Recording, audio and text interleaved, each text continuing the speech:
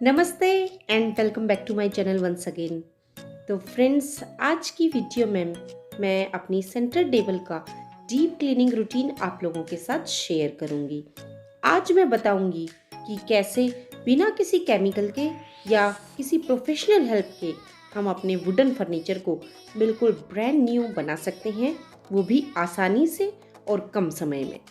देखिए, चाहे कोई भी डेकोर स्टाइल हो, वुडन फर्नीचर जो ग्लासी और रॉयल लुक देता है वो किसी और मटेरियल में नहीं।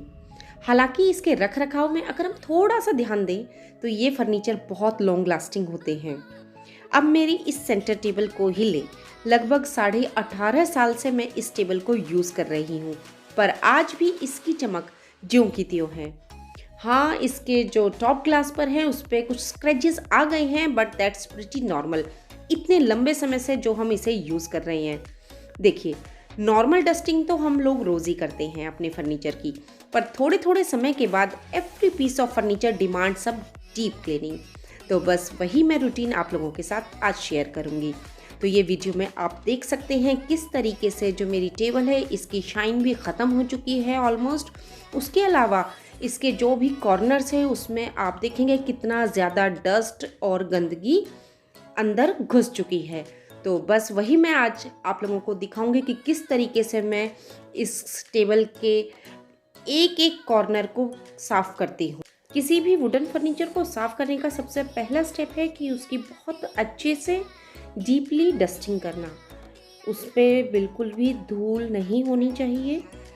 तो सबसे पहले एक साफ़ और सूखे कपड़े की हेल्प से पूरी टेबल को मैं साफ़ कर लेती हूँ। उसके बाद चूँकि मेरी जो टेबल है इसका टॉप जो ग्लास है वो डिटैचेबल है, और मैंने देखा है मोस्टली डिटैचेबल ही होते हैं किसी भी टेबल के जो टॉप पे ग्लासेस होते हैं। तो उनको बहुत केयरफुली आप अलग कर लीजिए और किसी सिक्योर जगह पर रख दीजिए। आपसे हाथ जोड़ के प्रार्थना है, अगर आपसे अकेले मैनेज नहीं हो रहा है या आपकी टेबल थोड़ी बड़ी है तो प्लीज़ फैमिली में किसी और की हेल्प ले लीजिए। कहीं ऐसा ना हो क्लीनिंग के चक्कर में 2-3 हज़ार का नुकसान हो जाए, और सबसे बड़ा जो ख़तरा है वो है चोट लगने का।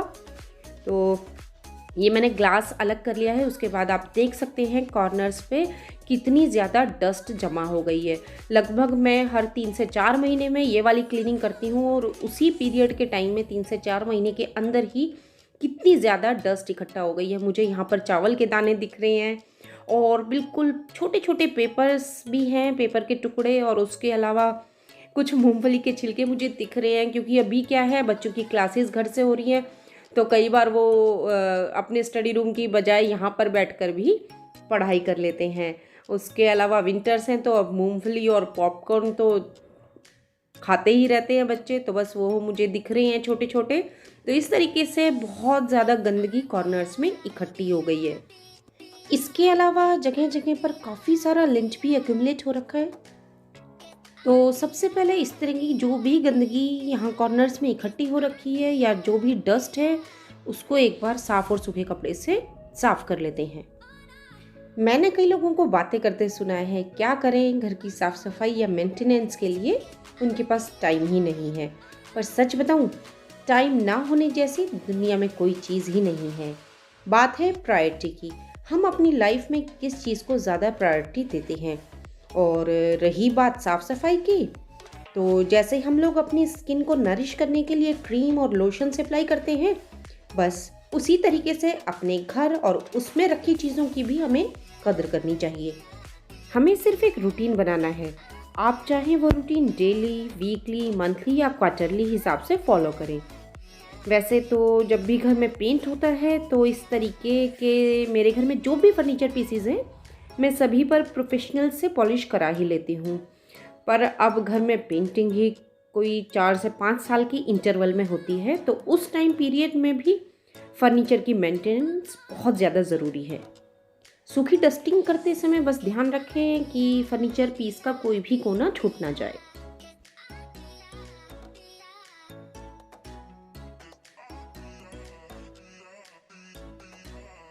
अब ये मैंने एक सॉल्यूशन बनाया है जिसमें मैंने लिया है लिक्विड सोप और पानी, और बस इस तरीके से एक कोई भी पुरानी टूथब्रश की हेल्प से, और ध्यान रखें बस टूथब्रश को इसमें डिप करने के बाद सॉल्यूशन में एक बार अच्छे से हाथ से निचोड़ लें और उसके बाद जितने भी कॉर्नर्स हैं या जो भी डिटेलिंग वर्क हमारे फर्नीचर पीस पे हो रखा है उस पर अच्छे से रब करें, ताकि जो हमारा ये सॉल्यूशन है, ये जो कॉर्नर्स हैं वहाँ तक अच्छे से पहुँच जाए। कोई भी टूथब्रश या इसके अलावा किसी और तरीके का ब्रश भी अगर आप यूज़ करते हैं तो एक चीज़ के लिए केयरफुल रहें कि उस ब्रश के जो ब्रिसल्स हैं वो बिल्कुल सॉफ्ट होने चाहिए। और अगर आप ज़्यादा हार्ड ब्रिसल्स यूज़ करेंगे तो क्या होगा, उससे हमारा जो फर्नीचर पीस है उस पर स्क्रैच आ जाएंगे। उसके अलावा बिल्कुल हल्के हाथों से आपको रब करना है इस ब्रश की हेल्प से। और सोप वाटर जो हमने यूज़ किया है उसका ये फ़ायदा है कि अगर किसी भी तरीके के कोई दाग धब्बे स्टेन्स होंगे चाय कॉफ़ी के या खाने के हमारी फर्नीचर पीस पर, या उसके अलावा किसी भी तरीके की कोई ग्रीस इकट्ठा हो रखी होगी, वो बिल्कुल साफ़ हो जाएगी। और जब एक बार आप ब्रश से उन कॉर्नर्स को साफ़ कर लें, उसके बाद एक मुलायम कपड़ा लें और माइक्रोफाइबर क्लॉथ होगा तो बहुत बढ़िया रहेगा, और उसको इसी सॉल्यूशन में डिप करके एक बार पूरे फर्नीचर पीस के जो भी फ्लैट सरफेसेस हैं वहाँ पर भी एक बार अच्छे से उसको रब कर ले। बस ध्यान रखें, सॉल्यूशन के अंदर डिप करने के बाद कपड़े को बहुत अच्छे से टाइटली निचोड़ लें, और बहुत ज़्यादा देर तक भी हमें इस सॉल्यूशन को नहीं रखना है। एक बार बहुत अच्छे से सारे सरफेस पर इस सॉल्यूशन वाले कपड़े को फेरने के बाद, रब करने के बाद हम इसे साफ़ कर लेंगे। और उसके लिए हम क्या करेंगे, इसी कपड़े को एक बार साफ़ पानी से हम धो लेंगे, और जितना टाइटली आप इसे निचोड़ सकते हो उतना टाइटली आप इसे निचोड़ें, क्योंकि पानी अल्टीमेटली कहीं ना कहीं हमारे फर्नीचर पीस को ख़राब ही करने वाला है।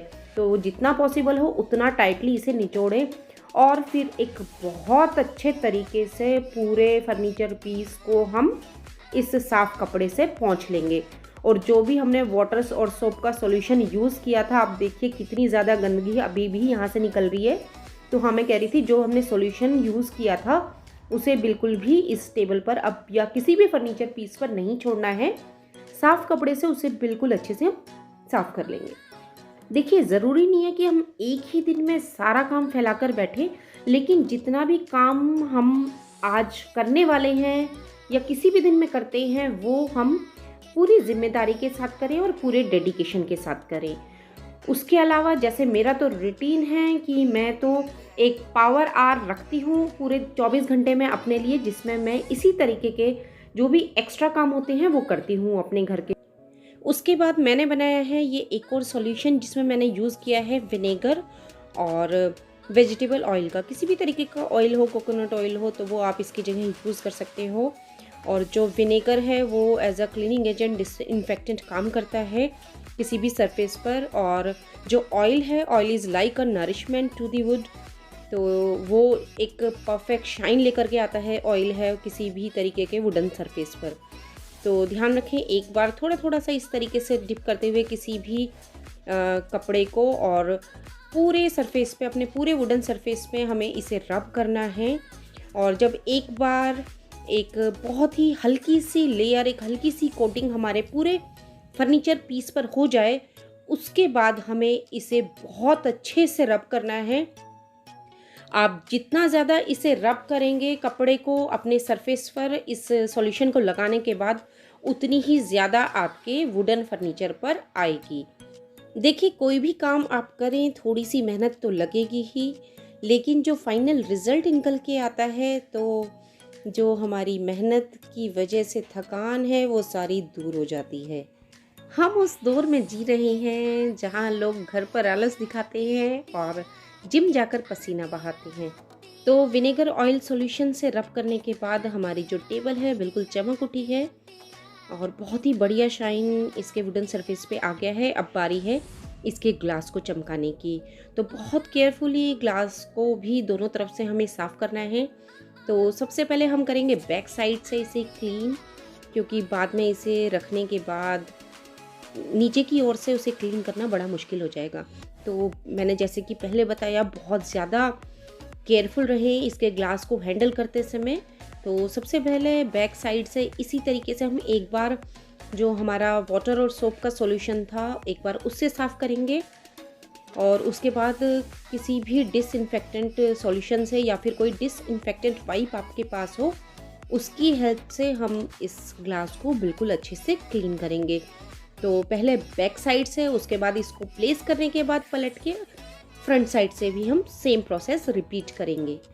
वैसे तो ग्लास के बैक साइड में बिल्कुल भी स्क्रैचेस नहीं हैं, बट इसको इस तरीके से प्लेस करना पॉसिबल नहीं है क्योंकि जो ग्लास के एजेस हैं उसकी कटाई कुछ इस तरीके से हो रखी है कि वो एक ही पोजीशन में, जैसे कि दुकान से हमने ख़रीदा था उसी पोजीशन में ही इसे हम वापस रख सकते हैं। तो एक साइड से यानी कि बैक साइड से साफ़ करने के बाद हम अब इसको फिर से प्लेस कर देंगे अपनी उसी पोजीशन में जैसे कि ये था ऑलरेडी। और अब हम ग्लास का जो ऊपरी पार्ट है इसको भी सेम उसी तरीके से साफ़ करेंगे। एक बार हम सोप और वाटर के सॉल्यूशन से साफ़ करेंगे, उसके बाद जो डिसइंफेक्टेंट वाइप्स है उसकी हेल्प से मैंने इसे साफ़ किया। और देखिए हमारी जो टेबल है एकदम ब्रांड न्यू चकाचक हो चुकी है। अगर मैं अपने जैसी मिडिल क्लास फैमिलीज़ की बात करूं तो yes, we do worship everything present in our homes, our cupboards, our wardrobes. हम लोग अपने सामान को बस अपने घरों में अपनी ज़रूरतें पूरी करने के लिए सिर्फ रखते नहीं हैं, we respect them and preserve them for our children. अब बात टेबल की करें तो देखिए टेबल के जो कॉर्नर्स हैं बिल्कुल क्लीन हो चुके हैं। जो इसका वुडन पार्ट है, एजेस हैं, वो बिल्कुल शाइन कर रही हैं। उसके अलावा जो भी गंदगी थी वो सब यहाँ से निकल चुकी है। सबसे बड़ी बात है, इस तरीके की साफ़ सफाई करने के बाद, अपने घर में किसी भी तरीके का काम करने के बाद जो सेटिस्फेक्शन मिलता है उसकी बात ही कुछ और है। तो अपनी सेंटर टेबल को तो मैंने कर लिया है चकाचक, और अब करते हैं इसकी डेकोरेशन। डेकोरेशन तो मैं बिल्कुल सिंपल रखती हूँ इसकी, और बस इस तरीके से कोई भी एक लाइनर स्प्रेड कर देती हूँ इसके ऊपर, और उसके बाद रख देती हूँ एक छोटी सी ट्रे। और जो ट्रे है उसमें है एक ड्रॉर, उसमें तो ट्रे के ऊपर मैं रखती हूँ कुछ डेकोरेटिव आइटम्स, उसके अलावा कुछ यूज़फुल आइटम, रिमोट वगैरह।